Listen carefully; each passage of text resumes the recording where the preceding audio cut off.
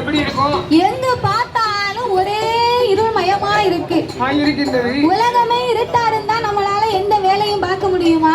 எந்த வேலையும் பார்க்க முடியாது. அசையும் பொருள் அத்தனையும் அசையாமல் இருக்க இந்த பார்வதிக்கு எவ்வளவோ எடுத்து சொல்லி நம்ம மேல இவளுக்கு நம்பிக்கையே இல்லையே. சிவனுக்கு இருக்கக்கூடிய 2 கண்களையும் மறைத்து விட்டார் இந்த பார்வதி. நமக்கு இருக்கும் 2 கண்கள் மட்டும் தானே இவனுக்கு தெரியும். சிவபெருமானுக்கு 3வது கண் நெற்றிக்கண் ஒண்ணு உண்டு. அந்த நெற்றிக்கண் மகிமையை திறந்து காட்ட வேணும் வந்து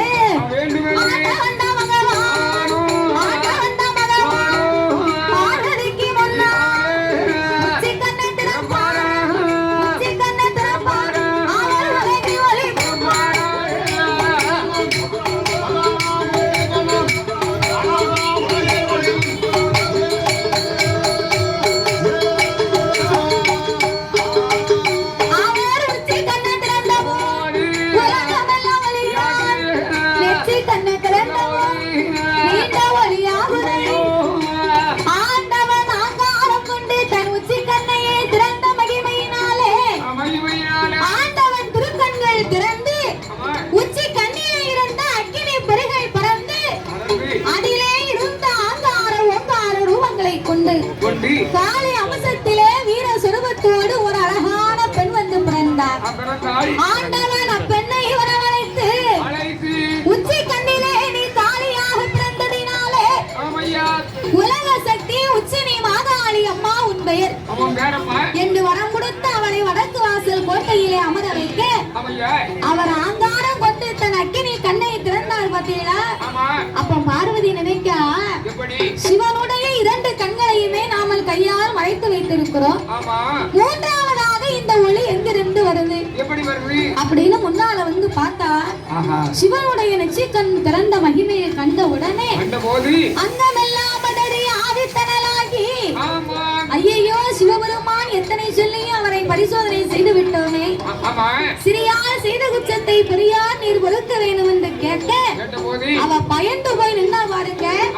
வேத்து விறுவிறுத்து நின்ன உடனே அந்த பார்வதியின் உடம்பில் உள்ள வேர்வை துளிகள் எல்லாம் ஒன்றாக கூடி கையிலே காட்டாற்று வெள்ளமாக கரை புரண்டு வருகின்றது.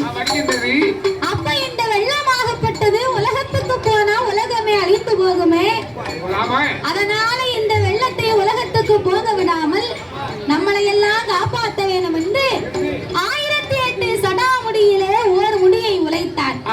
அதையே பார்வதியின் அங்கமெல்லாம் துவட்டி ஆண்டவன் ஒரு கொண்டை கண்டாகவே கட்டினார். அப்பவும் அந்த வேர்வை துளி நிற்கவில்லை. அதிலே இருந்து ஒரு 10 சொட்டு வேர்வையை பூமியிலே கலக்க அதனையே 10 கடலாக படைக்க வேண்டும் என்று ஆண்டவன் 10 கடலாக்கி பக்குவமாய் பெயரை கொடுத்தார்.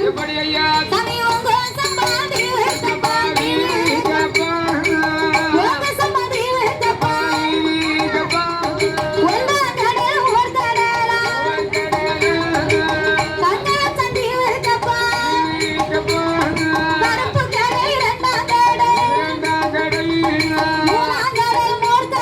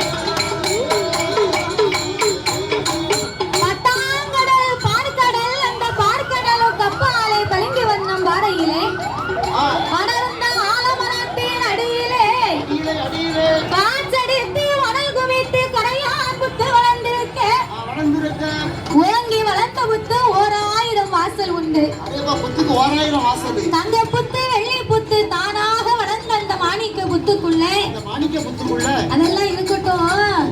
அந்த புத்துக்கு கொத்தனார் யாருயா? கொத்தனார் யாரு? புத்துக்கு கொத்தனார் யாருன்னு? அந்த புத்துக்கு கொத்தனார் யாரு? யாருன்னா கரையானா? புத்துக்கு கொத்தனார் வந்து கரையா. கரையா. கரையானால மட்டும்தான் அந்த புத்தை கட்ட முடியும். பார்த்துக்கோ, கட்ட முடியும். வேற எந்த கொத்தனார் வந்தாலும் கட்ட முடியாது. முடியாது. அப்பேற்பட்ட அந்த மாணிக்க புத்துக்குள்ள புத்துக்குள்ள யார்